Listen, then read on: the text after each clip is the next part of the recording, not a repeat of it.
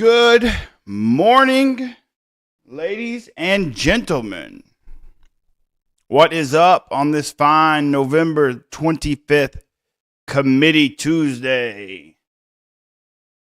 What's the committee going to do tonight? Is the committee going to throw a wrench in everything? Is the committee going to make good decisions? What is good decisions? It's going to be quite interesting as we head into rivalry week to see who wins. If A&M wins, if A&M goes and gets beat, it does 3-loss Texas have a shot? Or are we looking at just a 11-1 BYU team not making it in the playoffs?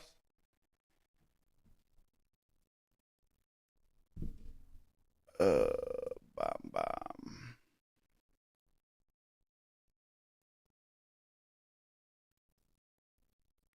Yeah.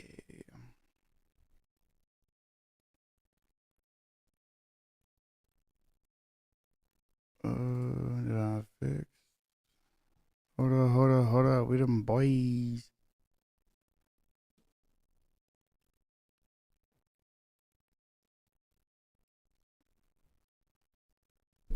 Before we get started today, give me a follow, like, subscribe, share. I don't claim to know anything, but I do talk about everything. Sports is a good way for connection in our world, and I think that everything, worldviews, get put to the side when you start talking about sports. So, like I said, follow, like, subscribe, welcome in, and let's talk some ball. So, give the couch coach call a ring, 404-590-3224. Let me hear it. How you feeling? What you thinking? How's the committee going to mix things up tonight, if you will? I'm excited to see how they address some things. You know, does Notre Dame stay ahead of Miami? That was a pretty big win for Notre Dame. Massive win. They were up 21-0 before the offense ever touched the ball. And Jeremiah Love is an absolute animal. I'm pretty confident that one of the 4 seats in New York will have Jeremiah Love sitting in it. The dude can run. The dude's running wild. And I think if they would have ran him more, they probably wouldn't have lost to Miami. But they did, and they didn't. And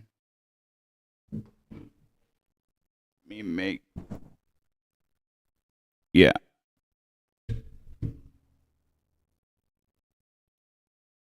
That was weird. They didn't, and now that's why we're looking at what we're looking at. I think that the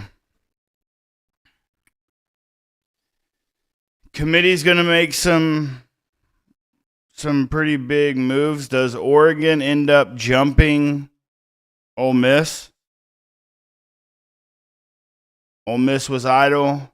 Oregon did what they did to USC, but does their strength of schedule put them over them? So that's one thing that's going to be interesting. And then talking about the rivalry games this weekend. Rivalry games are always nutty, if you will. And so anything could happen, anything can happen. Where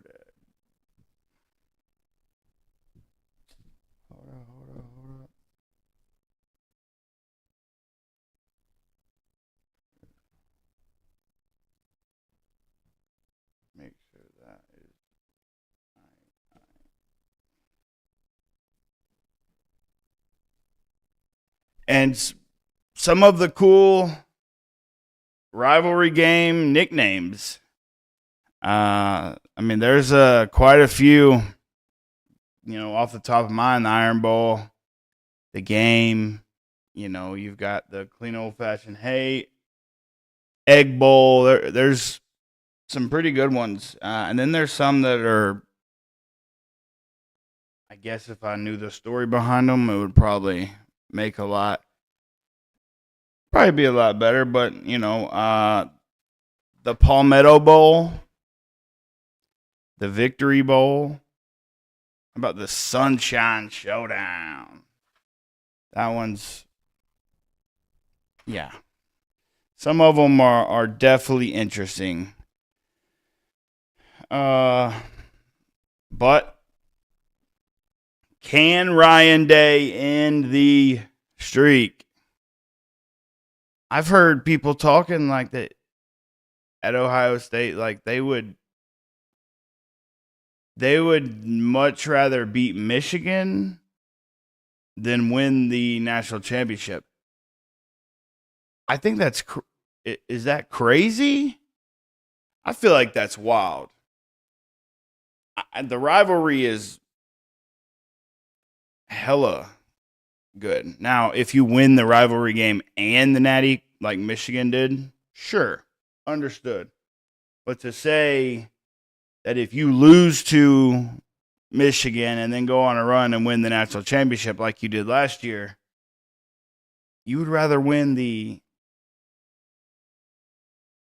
rivalry and not. I think I disagree with that one. What can Pitt do? Can Pitt and Georgia Tech, because with Pitt beating Georgia Tech last week and going up 28-0 on them like that, can they handle Miami? Is Deuce Knight at Auburn, is he going to run wild on this Alabama Crimson Tide? So there's a lot of intriguing ball games this weekend because there are some implications. If LSU found a groove and beat Oklahoma, where's Oklahoma? They even in? Vandy beats Tennessee, they're in. With the way Diego Pavia played. But give me your thoughts. I want to hear it.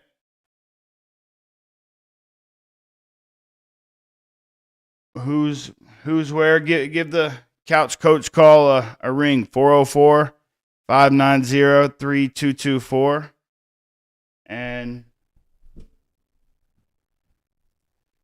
And we'll see if we can get it in. Let's go to a caller here.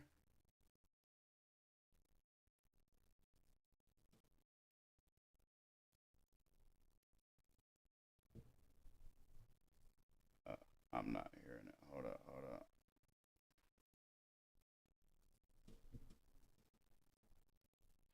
What's up, Bradley? This is Trevor, man. Wanted to give you a call in. Got a question. Appreciate what you're doing. Enjoy watching the show. My question for you is... Thank you. Thank you for listening. Let me know if you can't hear the call. Should be coming through. Carry on. Last year, Florida State was left out of the playoffs because they lost their starting quarterback. After this weekend's Egg Bowl, we're supposed to get an answer from Lane Kiffin. If Lane Kiffin leaves Ole Miss. Lane Kiffin also looks very, very overwhelmed. These press conferences and media speakings that he's having to do is Boy, I think it's getting to him.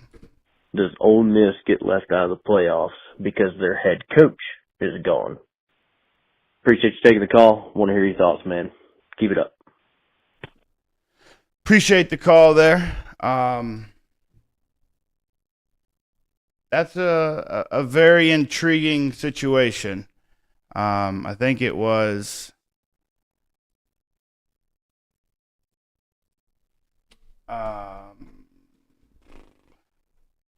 that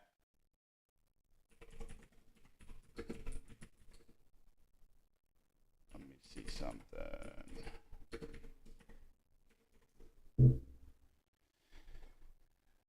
So I think that was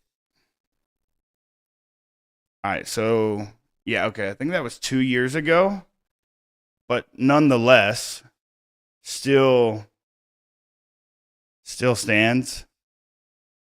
I mean, they won the ACC.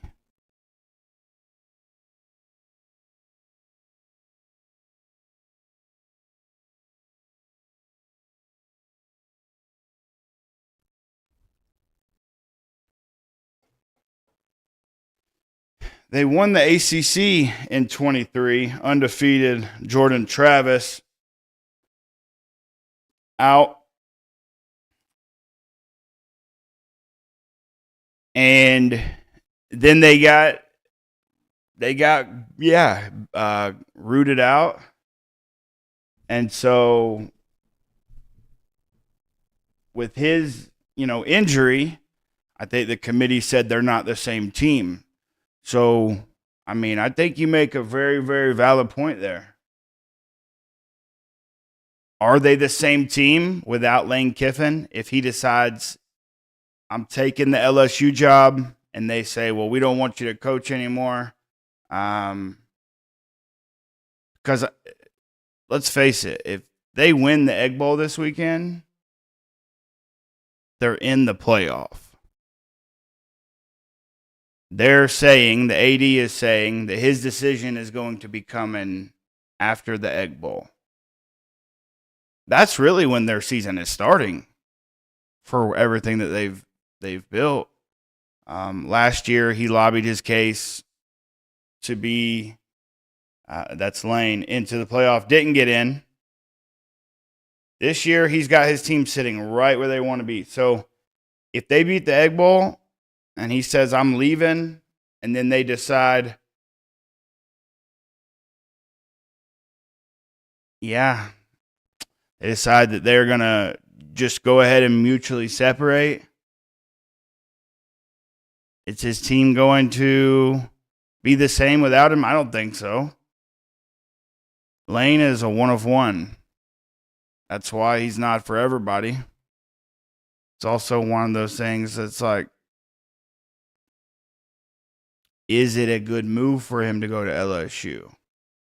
I don't remember who it was, so I can't throw the credit, but I remember somebody was talking about how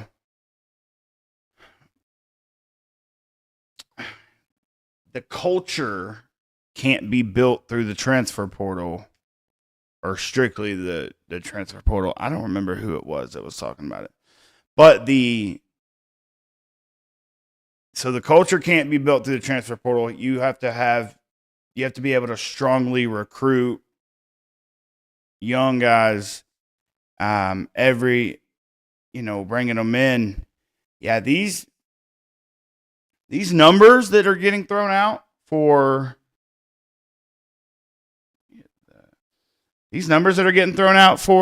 Lane and his contract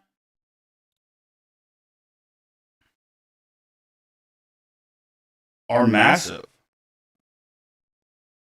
Talks of $90 million. My question there, again, another one is Ole Miss going to try to match? And if they do, now there's been talks that his agent has went to them and they said, no, make your decision. We're not giving any more. This is the blah, blah, blah, blah, blah, blah. There's reports from everywhere. Who knows what's true? Who knows what's true? Lane is such a troll that it wouldn't surprise me if he's just riding the roller coaster, and he plans on staying at Ole Miss. But like, are the big boosters of Ole Miss going to come in and, hey, we'll match. We don't want you to go anywhere. And then if you have two offers on the table that are the exact same number-wise, incentive-wise, what separates? Well, I guess now you're looking at the state of Louisiana recruiting. I mean, that's going to be that's what's probably going to separate you.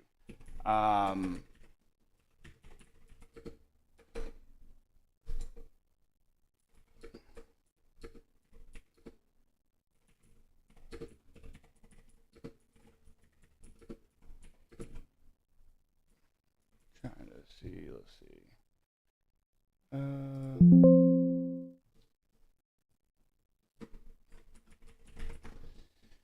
Let's see if they have because Louisiana, I'm pretty sure.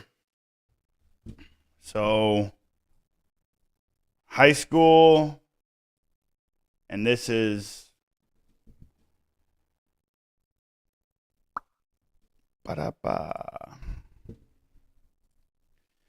so top states for high school football recruiting in 2025 cycle.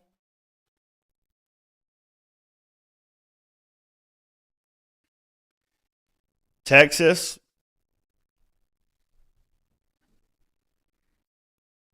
Now, Louisiana has such a strong tie with Texas. Is this top states for high school? Yeah. So this is by state, not school. So Georgia high school.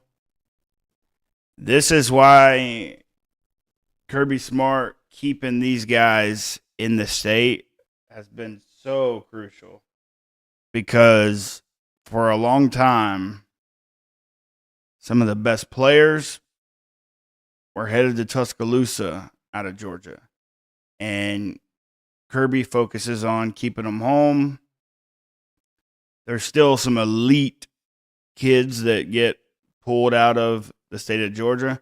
And how much does NIL change that? Like, now it's basically a free agency, because with some of the money that these elite kids get paid to go play high school ball, they can buy their parents a house near said school or in said state. And so, like, how much does that? Now, that doesn't mean every family is going to uproot and leave, but for the right bag, most will. And Lane has a strong tie to Florida recruiting, but I think that's going to be the biggest thing. And so, thank you for the call. That one is. It's very intriguing, and I appreciate you watching, listening, and hanging in there. But it's one of those things that, what is it that's going to make Lane make the move? He has that tie to Florida. If he boosts the Louisiana rankings, or I should say recruiting, he's now known by Mississippi recruits. And Lane's a good recruiter. He's going to bring in, you've got all FBS signees, Texas, 300 players annually, followed by California. But that one right there. And stand by. Come on.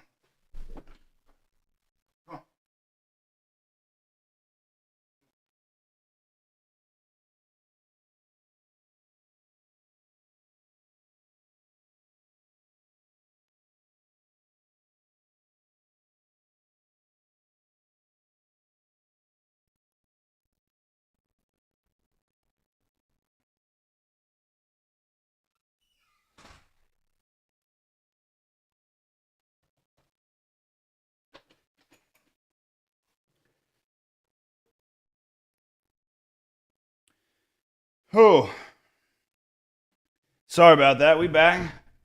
My little tripod dog, she just be stumbling and bumbling. She makes her way out to the studio here, and she don't need to be walking like that. She thinks she's got it figured out. She had a season-ending injury, and so she's in recovery as we speak, and we'll have her back on the field by the time summer practice starts. She's, they have that opening game in the Mercedes-Benz Stadium against Peter Herbstreit.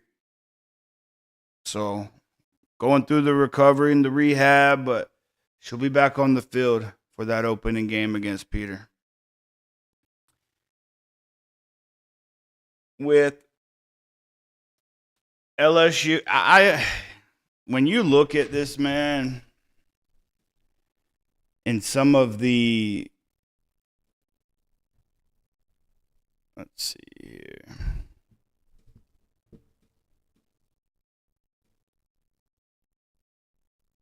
And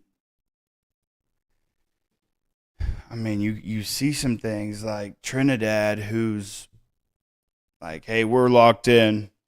We got one goal. That one goal is Egg Bowl, playoffs. But like, he's a transfer senior, I believe. So is he going anywhere? He's definitely going to put all this, and he's become the leader over there in the locker room.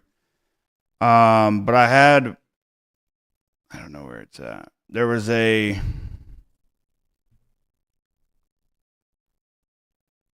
LSU is on an all-time heater trolling the fans of Ole Miss.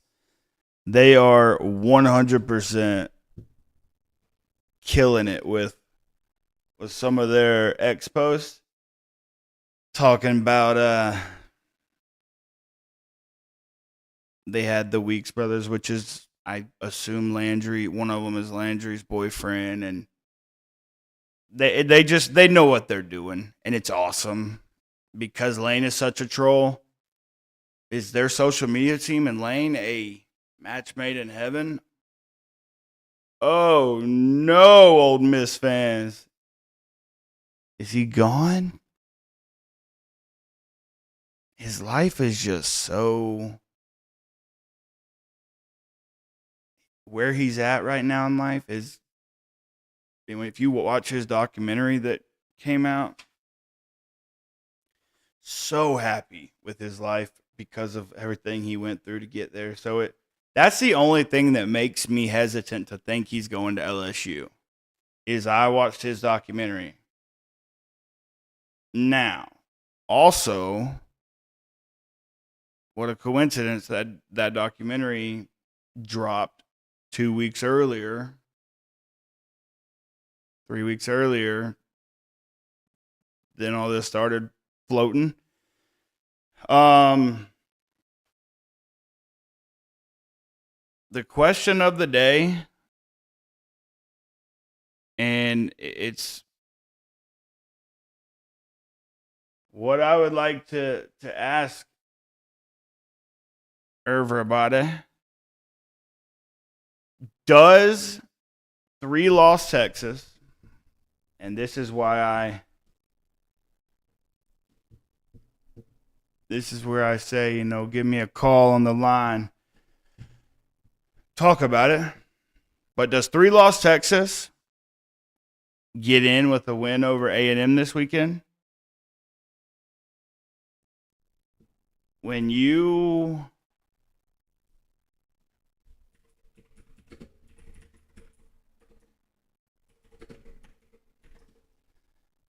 I think that they would, because you take they're going to take that Ohio State game, the opener, they lost by 7, right? And so they're probably going to call that a quality loss. So you have that one. The only one that hurts them, as bad as it hurts them, is the loss to, I don't know if it would hurt them that much. The Oklahoma one, they beat them, Red River. The Florida is the only one that makes you wonder, and some of that's just. See, that's why you say some of these AI programs, you're not replacing the human aspect of these things. Absolutely not. No way. Because they don't even pull up the right information when you need it to. There it is. I think that with Texas, if they were to have A&M in this weekend and they got a big win, they're probably in. But then that makes you wonder who gets put out, right? Because of, and this is up to today, this will change tonight. Notre Dame, does Miami, the committee has confused the hell out of me. I'm just going to be real, because they just, every week it's something different. And then hearing the Hunter dude talk to Reese after the rankings last Tuesday was like, it was not assuring at all. Oregon, big win. Does Miami jump Notre Dame? Notre Dame just put up a ton of points. Texas Tech. I don't really see how any of this moves. Maybe the group of 5, but Georgia, they won. Ohio State won. A&M was off, I think. No. That, well, everybody says the SEC was off this week, but they played Samford. Indiana. Does anybody fall out of the top 12 this week? Does anybody move into the top 12? I think it's the rivalry week that's going to change it. Like Vandy, right? You can't. Wow, this is definitely interesting. Let me go here. The top 12, and obviously BYU, Utah being in the 12 doesn't really benefit them.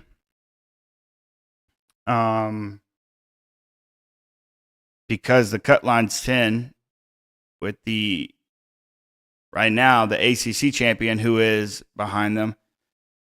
Maybe Miami moves up into the top 12, but before those, Vandy, BYU, who moves? Do we have any movement this week? I don't see how they could have any movement besides maybe Oregon jumping Ole Miss and Notre Dame possibly jumping Oklahoma. I don't think so, though. I don't think there's going to be any movement tonight besides maybe the G5 champion. What do you think? You'll see a name on the list that might move? Who you thinking? Talk to me. Give me a ring. 404-590-3224. And let me know. Let me know if you think there's going to be any teams that move. This is just a full stop moment. I'm gonna have getting them lined up, but 2 guests on the show. Some pretty good guests, if you will. I think that we're gonna learn who these guys are under the helmet, and what their future holds, who they'll be. So stay tuned. I'll get working on getting it scheduled, figured that out with them, and going to talk to them, see if we can't learn a little bit more about them. But I do think that it's a surprise guest that folks would like to hear from and learn about. And so stay tuned. I'll bring that one out. The next, really, the thing is rivalry week nicknames. Ranking them. I guess because I'm from the South, I don't understand how big the game is. The rivalry game. Apparently it's bigger than life. And Mr. Ryan Day needs that win. Oh, here's a hot question. Who needs to win more this weekend? Kalen DeBoer or Ryan Day? Ryan Day's lost 4 straight to Michigan. And apparently that one is bigger than a national championship per a lot of their fans. I don't get that, but hey, as a Georgia fan, do I want to beat Alabama? Absolutely. But if we lost to Alabama and still won the national championship, I think that's the best way to show your rival, hey, over here. Apparently, that's not how they think. But just Kalen DeBoer, he might get ran out of town. He loses another one, which is interesting, to say the least. But if Alabama loses another one, they're not making the playoff. And at that time, the Penn State rumors might be true. He may be, even if his agent is just trying to pull a. And that's why I say I don't think the man has as much leverage as he's claimed to have. Strictly because it's not like he's made it to the national championship every year at Alabama. So for him to tell Penn State or tell his agent that Penn State's calling, publicize, get that out there. I don't really know how he benefits from that.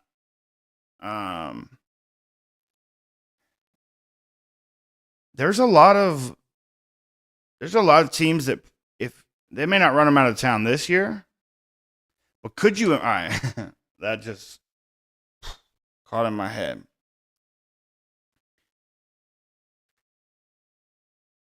If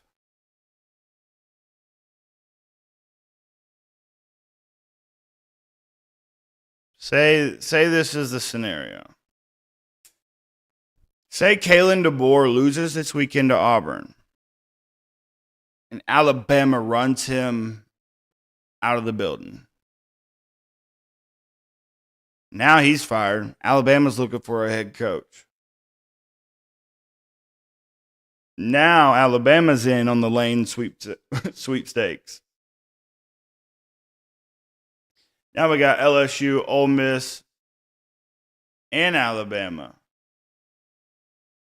It could get really interesting if he were to lose this weekend to Auburn. I don't think he's going to. But I would think that would be.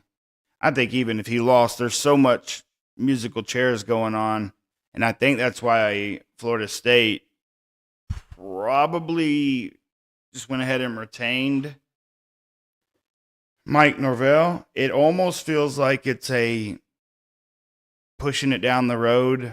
But I'm sure because they've had a lot of recruits lately flip to their house. They fire Mike Norvell.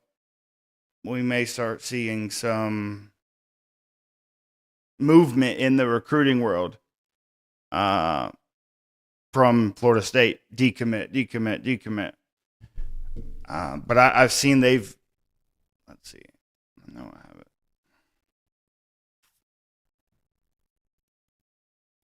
Where was I think I just saw one yesterday. Man, they still out here doing that thing to my boy.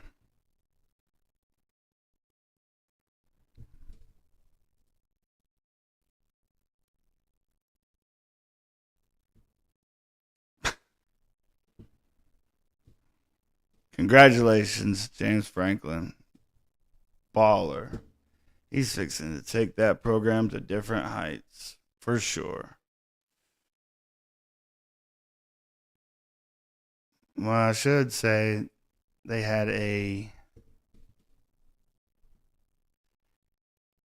offensive lineman decommit. But I also saw some commits flip from. Hold up, wait a minute. Oh, this is not the same. Alabama had a pretty big decommitment. Row. I did see though some Florida State. The thing is with these commits, unfortunately, they really until they sign and they're on your program, like on the practice field.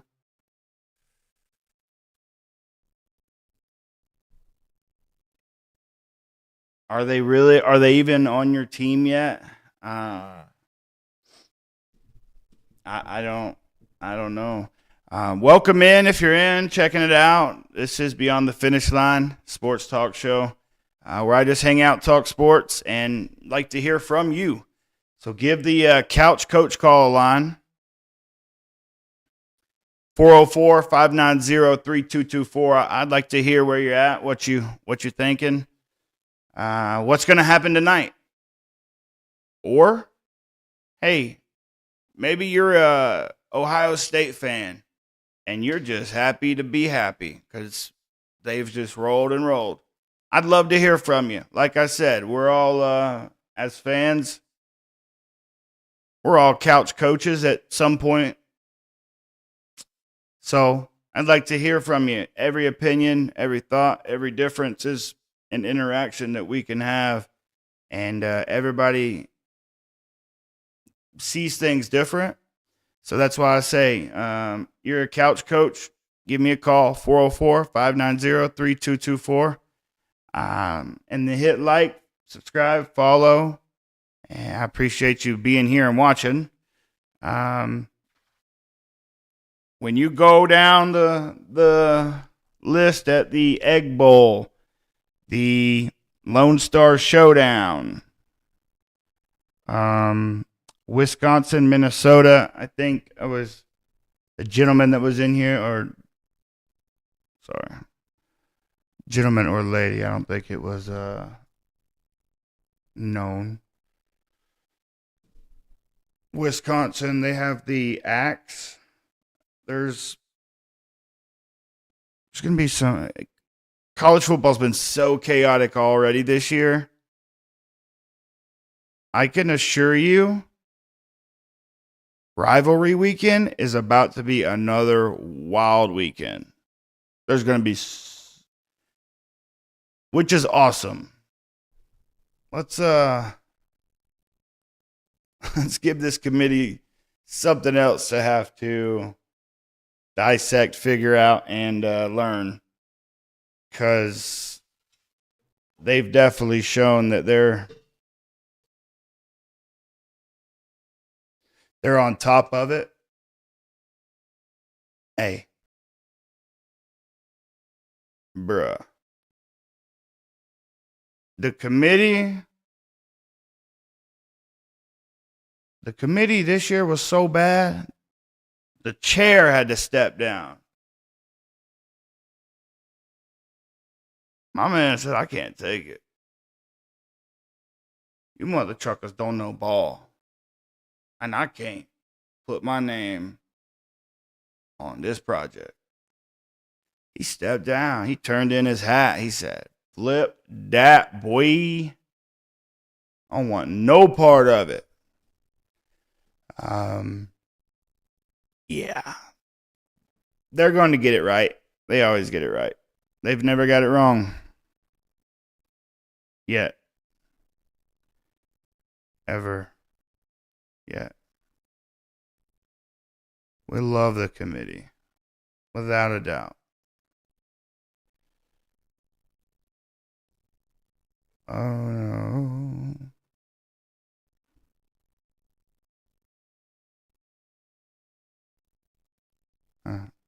Baseball trade, nice.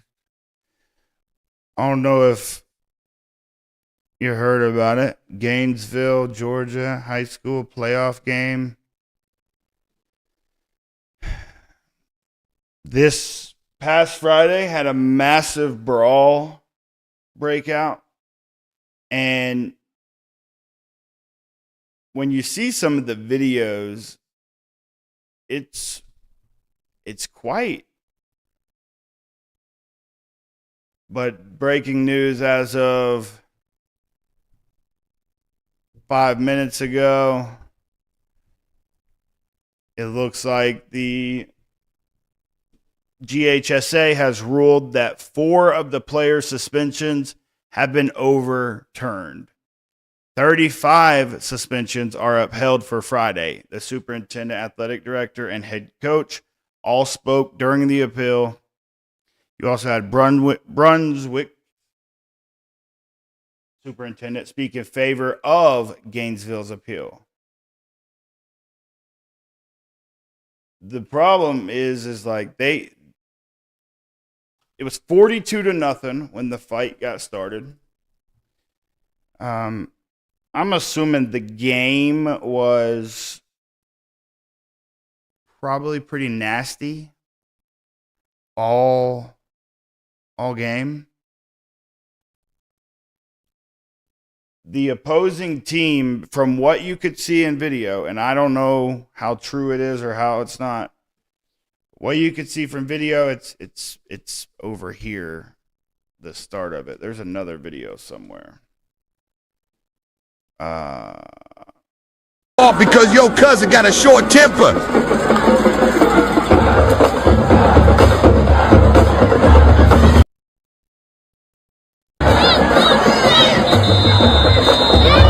First down pass is incomplete.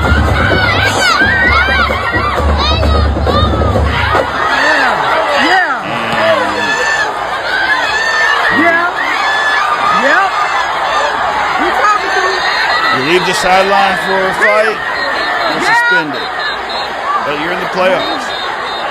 One team is going home. I mean, it got, as you see the scoreboard there. got crazy. So that's the interesting part is one team's not playing this week, and one team was moved on. So they're going to be affected severely about it. I don't know who they play.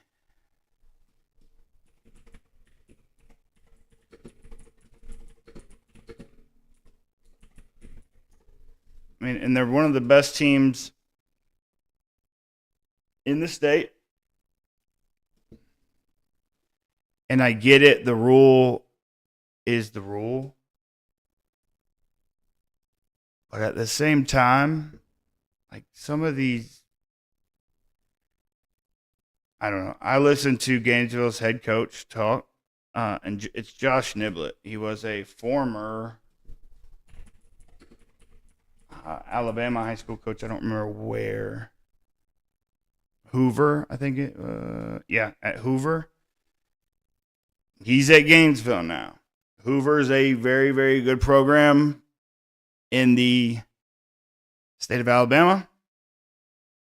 Gainesville has become a very good program in the state of Georgia. But as you see in that video, homie's helmet gets ripped off. He's the only one standing there without a helmet. And the rest of them are circling him like a shark. Of course, his brothers run out there to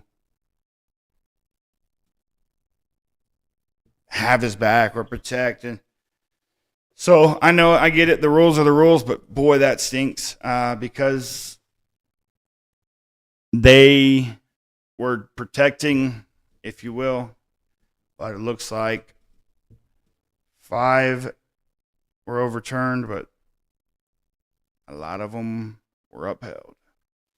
So that they're going to have a tough task Friday night.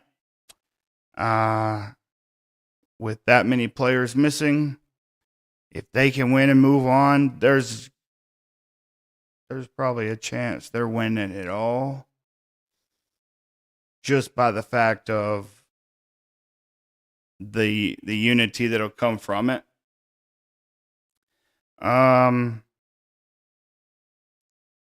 Could you imagine if Ole Miss did lose though to Mississippi State? I think if Ole Miss loses to Mississippi State, it's going to be so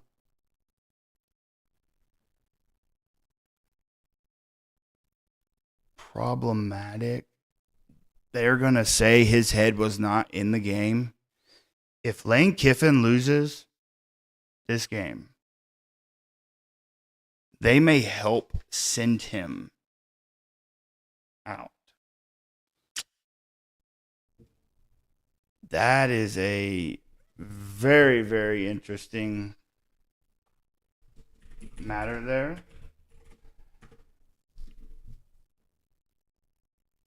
There are some big what ifs. Big what ifs this weekend.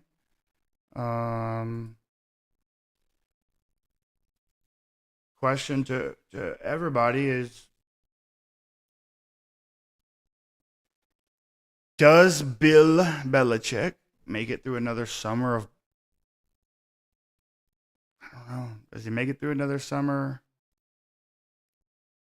practice camp with North Carolina? Or it almost feels like they've made it this far. Everything is quote unquote going as planned.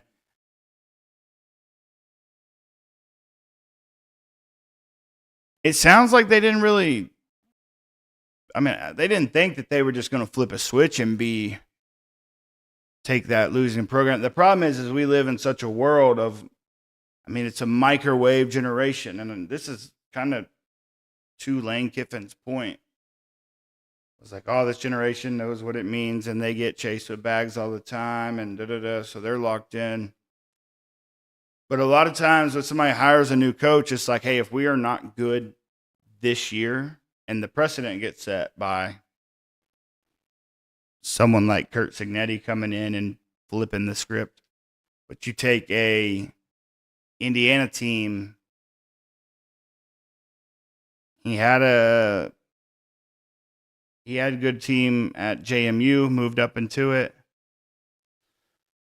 Ooh, could you imagine? What if JMU gets in and they somehow end up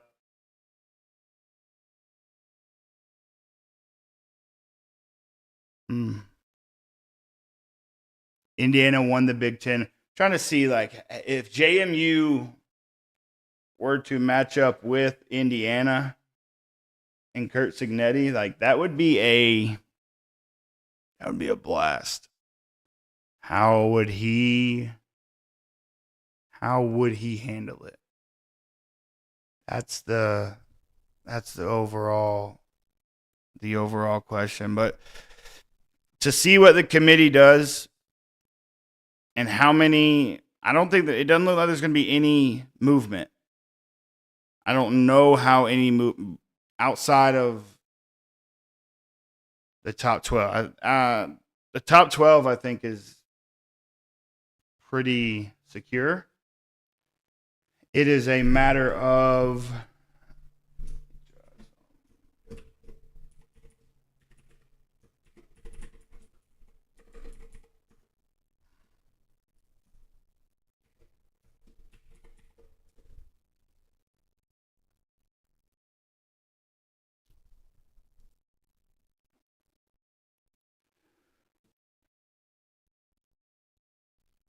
how many teams. Where's the G? Does the ACC champion get in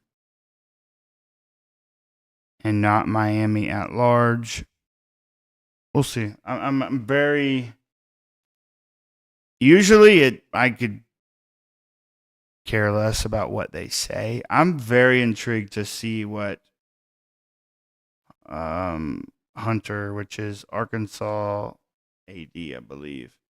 I'm very interested to see how he addresses tonight with Reese and the boys. And so, yeah, I mean, and how do these teams outside of the top 12 gain enough traction to get in without a loss? Or are they already buried too deep? BYU, Utah. Is BYU's only chance to get in? Yeah. To win the Big 12. And then if that were to happen, does the Big 12 now get 2 teams in? There's a lot to shake up. There's a lot that's gonna... A lot that'll be addressed. Yeah, see, we're with Miami. Yeah, Miami gets in. Miami scenario to the ACC championship feels like that there's going to be a... Yeah.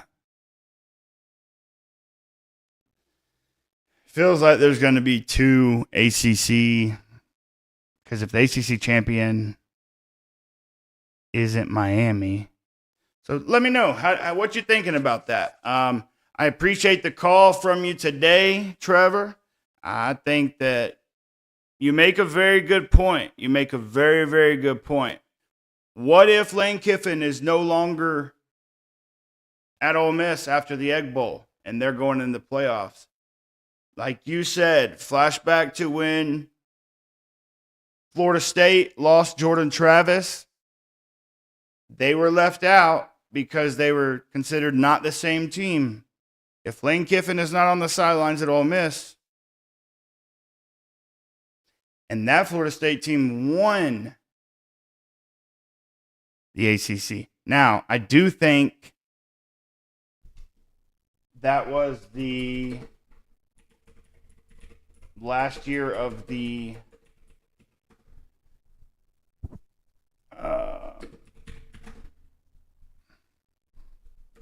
wasn't that the last year of the 4 team? I do believe.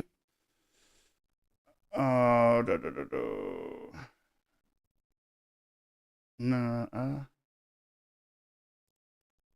no, I don't think so. I think that was, yeah. Nah, they just got left out, and it was as simple as that. So, boy. Yeah, that's a good point. I appreciate the call. Let me know what you think. Is there going to be any big movers, big losers? Give the couch coach call a ring, and let's talk about it. The show might be over, but the vibes never stop.